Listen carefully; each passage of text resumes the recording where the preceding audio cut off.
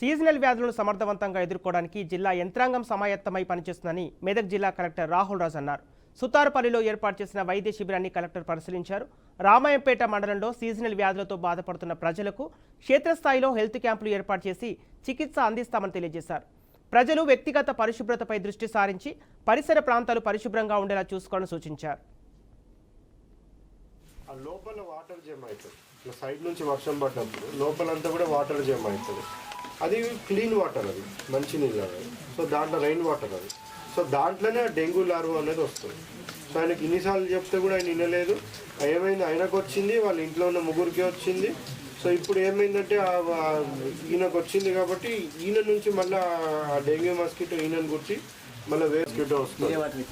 So ఇప్పుడు మొన్న ఒక విలేజ్, ఏ విలేజ్ అది జయత్రం తాండాలో ఏమైంది, ఒకటే ఇంట్లో నలుగురికి వచ్చింది. సో వాళ్ళకి ఎట్లా వచ్చింది అనేసి అంటే ఎప్పటి నుంచో అక్కడ సెక్రటరీ వీళ్ళందరూ కూడా చెప్తున్నారు, ఇంటి ముంగట అంతా కూడా టైర్లు పెట్టుకొని ఉన్నారు.